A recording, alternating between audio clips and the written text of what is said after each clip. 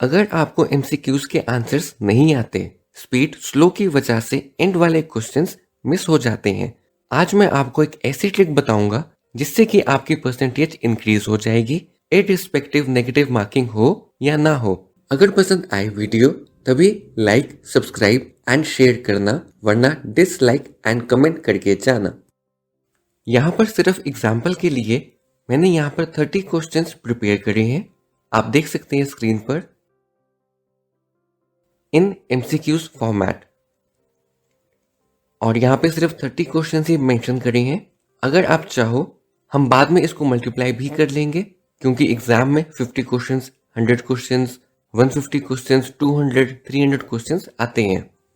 लेकिन अभी सिर्फ आपको सिखाने के लिए कि किस तरीके से हमने ट्रिक यूज करनी है जिससे कि आपकी परसेंटेज इंक्रीज हो जाए। सो फॉर एग्जाम्पल, क्वेश्चन 1 का आंसर है ए। मैं बोल्ड कर रहा हूं, आप देखते रहना। क्वेश्चन 2 का आंसर है बी। क्वेश्चन 3 का आंसर है बी।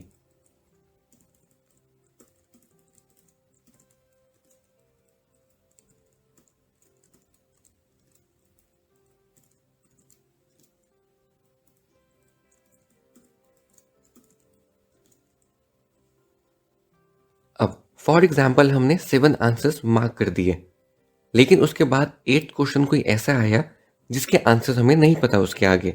फॉर एग्जाम्पल 8, 9, 10, 11, 12 एंड 13 के हमें आंसर्स नहीं आते। सो 1 to 7 आंसर्स हम ऑलरेडी मार्क कर चुके हैं, लेकिन अब हमारा क्वेश्चन नहीं उठेगा कि हम 8 से लेकर 13 तक आंसर्स कैसे मार्क करें, क्योंकि मैक्सिमम केसेस में क्या होता है, या तो हमें बीच वाली लाइन के क्वेश्चंस नहीं आ रहे होते, या हमें एंड में जो क्वेश्चंस होते हैं हमारी स्पीड की वजह से वो क्वेश्चंस मिस हो जाते हैं। सो इसको हम एंड में भी अप्लाई कर सकते हैं, इसको हम कभी मिडिल में भी अप्लाई कर सकते हैं। बस कंडीशन एक है इसके अंदर कि आपको आंसर्स लाइन में नहीं आने चाहिए। फॉर एग्जाम्पल, अगर आपको 8 क्वेश्चन आता है, 9th आता है, 10th नहीं आता, 11th आता है, 12th आता है, लेकिन 13th नहीं आता, तो ये ट्रिक यहाँ पे यूज नहीं की जा सकती। लेकिन अगर हम केस लेते हैं कि आपको 8 से लेकर 13 तक कोई भी क्वेश्चन नहीं आता, या एंड में आपका पेपर छूट रहा है एंड आपके पास इतना टाइम नहीं है कि आप सारे क्वेश्चंस रीड करके आंसर्स मार्क कर सको, सो इस केस में ये ट्रिक वैलिड है। सो अब हम मार्क कर चुके हैं 1 से लेकर 7 तक के क्वेश्चंस, लेकिन अब हम 8 से लेकर 13 तक ऐसे मार्क करेंगे। आपने सिर्फ एक अल्फाबेट चूज करना है, it can be A, B, C और डी, ठीक है। और जो भी आप एक अल्फाबेट चूज करोगे, आपने एज पर दैट सारे आंसर्स मार्क करने हैं for that particular line. Example हम लेते हैं ए। सो हम 8 क्वेश्चन का ए मार्क करेंगे, 9th का भी, 10th का भी, 11th का भी, 12th का भी एंड 13th का भी। हमने ऐसा नहीं करना कि हम 8 क्वेश्चन का ए मार्क कर रहे हैं, 9th का बी कर रहे हैं, 10th का फिर ए कर रहे हैं, 11th का सी कर रहे हैं। अपनी एस्टिमेशन से हमने ये चीज़ नहीं करनी। अब हम कहते हैं कि हमारे पास टाइम नहीं है और हमारे एंड में अप्रॉक्सीमेटली 30, 40, 50 क्वेश्चंस मिस हो रहे हैं, क्योंकि एग्ज़ाम लेंदी भी होते हैं, एग्ज़ाम डिफ़िकल्ट भी होते हैं। सो उस केस में भी आपने यही पैटर्न फॉलो करना है। आपने गेस कर कर अलग अलग आंसर्स मार्क नहीं करने हैं, आपने एक ही आंसर मार्क करना है हर एक क्वेश्चन का। ये केस सिर्फ तभी वैलिड है, I am speaking it again, I am repeating it again, अगर आपको क्वेश्चन के आंसर्स लाइन वाइज नहीं आते हैं, सिर्फ तभी उसी केस में वैलिड है। इररिस्पेक्टिव नेगेटिव मार्किंग है या नहीं, उससे फर्क नहीं पड़ेगा। सो ये पैटर्न मैंने आपको इसलिए बताया है। अब मैं आपको इसका लॉजिक समझाता हूँ कि इसके पीछे लॉजिक क्या है, कितने परसेंटेज का फर्क पड़ सकता है एंड हमें इससे कितना बेनिफिट होगा। सो यहाँ पर मैंने एक एक्सेल फाइल ओपन कर ली है, इसमें आपको क्लियरली एक्सप्लेन किया जाएगा सब कुछ। अब हम यहाँ पे 2 कंडीशंस लेंगे। फर्स्ट इज जिसमें हमारी नेगेटिव मार्किंग है, एंड सेकंड इज जिसमें हमारी नेगेटिव मार्किंग नहीं है।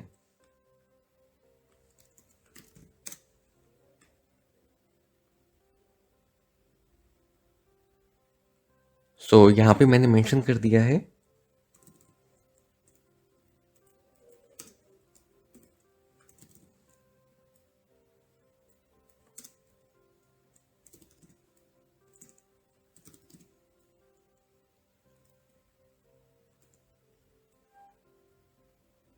सो फर्स्ट केस में हम लेते हैं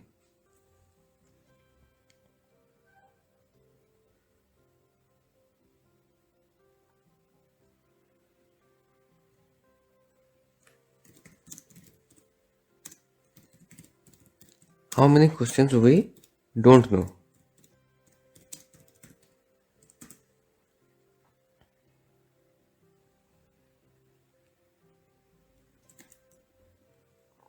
हम अगर इस फॉर्मेट की बात करेंगे सो हेयर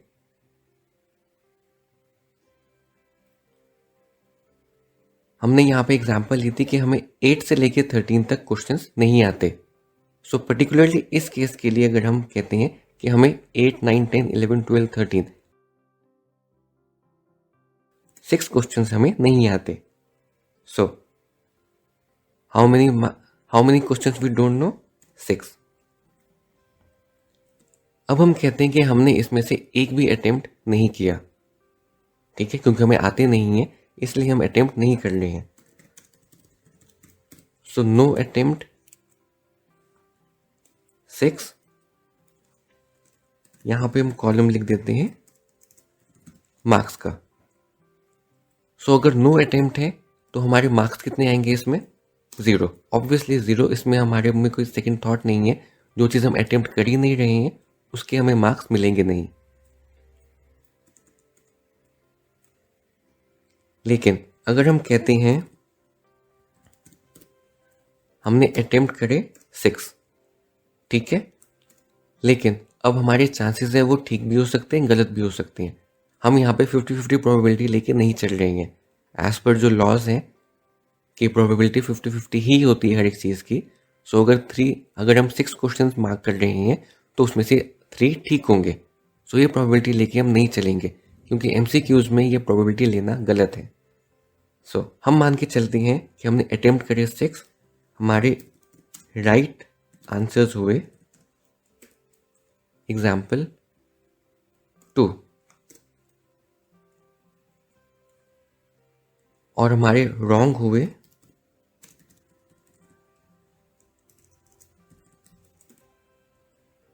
4। सो इस केस में हमारे यहाँ पे मार्क्स, क्योंकि नेगेटिव मार्किंग है यहाँ पर और नेगेटिव मार्किंग मैक्सिमम केसेस में 0.25 होती है। सो अगर हम लेते हैं राइट आंसर्स 2 तो हमारे मार्क्स यहाँ पर ऐड होंगे 2 और रॉन्ग अगर हम करते हैं consider with negative marking, so 0.25 into 4 करेंगे अगर हम तो यहाँ पे आएंगे 1। सो यहाँ पे हमें बेनिफिट कितने मार्क्स का हुआ या कितनी परसेंटेज का बेनिफिट हुआ? 1% का, 1 मार्क्स का।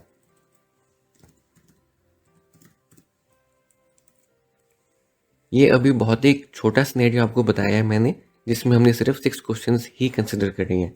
अगर हम 5 कंसिडर करेंगे तो परसेंटेज इंक्रीज और ज़्यादा हो जाएगी। अगर हम 50 क्वेश्चंस कंसिडर करेंगे तो हमारी परसेंटेज और ज़्यादा इंक्रीज हो जाएगी। क्योंकि अगर हम एग्जांपल ये लेते हैं कि हमें एंड के या हमारे पास टाइम नहीं है और हमारे पास 30 क्वेश्चंस करने का टाइम नहीं है एंड के, या हमारा उस पर्टिकुलर सब्जेक्ट में इंटरेस्ट नहीं है, हो सकता है इंग्लिश, हो सकता है मैथ्स, हो सकता है रीजनिंग, जनरल अवेयरनेस, कोई भी टॉपिक हो सकता है। सो उन पर्टिकुलर केसेस के लिए अगर हमारे पास एग्जांपल है 30, we have 30 questions. So again हम इनको as it is copy paste कर लेते हैं।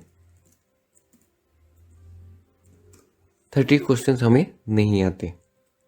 अगर हम अटेम्प्ट कोई भी नहीं करेंगे तो ऑब्वियसली बात है हमें मार्क्स 0 मिलेंगे। अगर हम अटेम्प्ट करते हैं 30, सो उसमें पॉसिबिलिटी है कि हमारे कुछ राइट होंगे, कुछ रॉन्ग होंगे। सो हम एक एस्टिमेट लेके चलते हैं कि हमारे 30 में से 6 आंसर्स ठीक हो रहे हैं। Just an example I am taking, क्योंकि हो सकता है ज़्यादा भी ठीक हो सकता है कम भी ठीक हो, लेकिन ज़्यादा ठीक होने के चांसेस ज़्यादा हैं क्योंकि ऐसा पॉसिबल नहीं है कि एग्जामिनर एक पर्टिकुलर ऑप्शन का आंसर रखे ही ना। ऐसा प्रैक्टिकली सोचने में पॉसिबल नहीं लगता। इन एक्सट्रीम केसेस अगर ऐसा कोई कर देता है कि कोई एक पर्टिकुलर आंसर को ऑप्शन में रखता ही नहीं है कभी, so that's a separate concern and ऐसा केस आज तक कभी आया नहीं है। सो हम इसको कंसिडर करेंगे कि हमारे 30 में से 6 आंसर्स ठीक हो रहे हैं। सो इट मीन्स हमारे 24 आंसर्स रॉन्ग होंगे, right?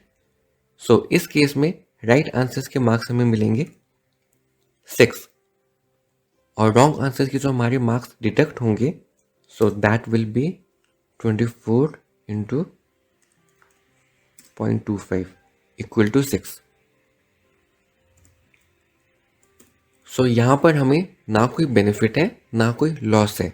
6 right answers is equal to 24 wrong answers, क्योंकि 0.25 की नेगेटिव मार्किंग ही होती है मैक्सिमम केसेस में। लेकिन हम एक एजम्पशन ले लेते हैं यहाँ पर कि हमारे यहाँ पर 6 की जगह 8 आंसर्स ठीक हुए और यहाँ पे हमारे जो रॉन्ग हुए वो हुए 22। सो यहाँ पे आपके मार्क्स आएंगे 8 एंड अगेन अगर हम कैलकुलेटर ओपन करते हैं 22 इंटू 0.25 इक्वल टू 5.5। सो इस केस में 5.5 मार्क्स की नेगेटिव मार्किंग हुई, 8 मार्क्स प्लस हुए, सो इट मीन्स 2.5 आपके मार्क्स इंक्रीज हुए।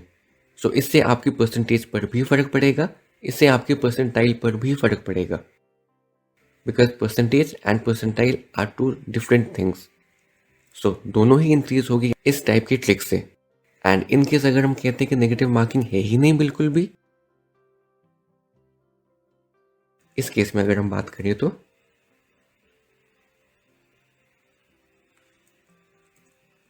यहाँ पे हम इसको एक बार टेबुलर फॉर्मेशन दे देते हैं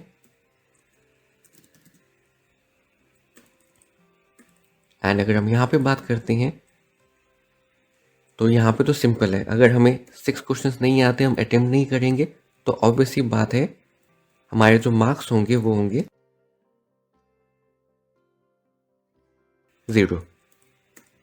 अटेम्प्ट अगर हम 6 करते हैं, राइट आंसर्स हमारे 1 होते हैं, एग्जाम्पल या 2 ले लेते हैं, राइट आंसर्स हमारे 2 होते हैं, रॉन्ग 4 होते हैं। सो अगेन हमें यहाँ पे 2 का बेनिफिट मिलेगा, क्योंकि यहाँ पे तो नेगेटिव मार्किंग है ही नहीं, उसमें फर्क नहीं पड़ेगा। और सिमिलरली अगर हम यहाँ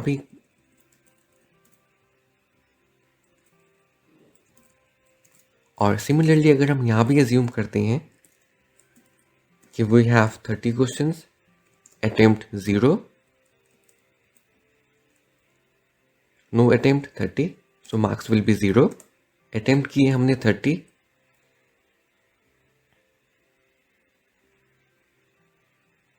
राइट आंसर उसमें से हुए 8, so marks will be 8। Wrong answers 22 भी हुए तो भी 0, तो यहाँ पे हमें 8 का बेनिफिट होगा।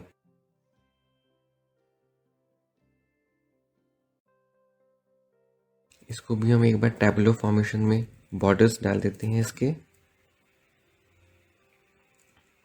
ओके, ये अभी हम यहाँ पे मिनिमम रिक्वायरमेंट लेके चले हैं कि इससे मिनिमम हम एज्यूम नहीं कर सकते, क्योंकि 30 में से 8 आंसर्स ठीक ना हो या 7 आंसर्स ठीक ना हो, ऐसा प्रैक्टिकली पॉसिबल नहीं लगता। 6 में से 2 आंसर्स ठीक ना हो, ऐसा होना बहुत ज़्यादा मुश्किल है।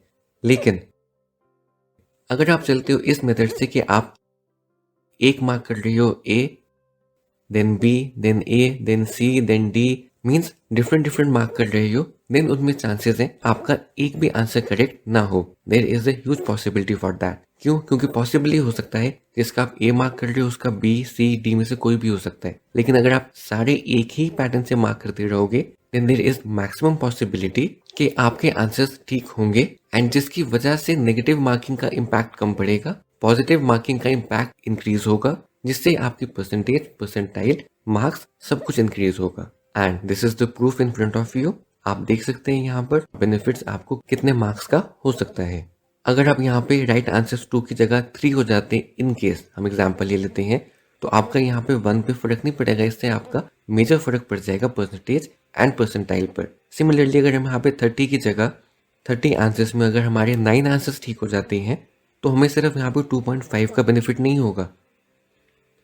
एग्जाम्पल, अगर हमारे यहाँ पे 9 आंसर्स ठीक हो रही हैं, 21 गलत हो रही हैं, सो हमारे मार्क्स आएंगे 9 एंड हम करते हैं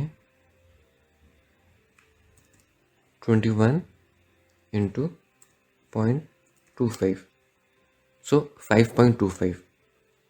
एंड अब अगर हम माइनस करते हैं 5.25 में से 9, सो इट विल बी 3.75। सो यहाँ पे 2.5 की जगह आपका बेनिफिट होगा 3.75 का, क्योंकि आपके करेक्ट हुए 9, रॉन्ग हुए 21, 21 मार्क्स इक्वल टू 5.25। सो 5.25 आपके डिडक्ट होंगे, 9 प्लस होंगे तो प्लस आपके आएंगे 3.75।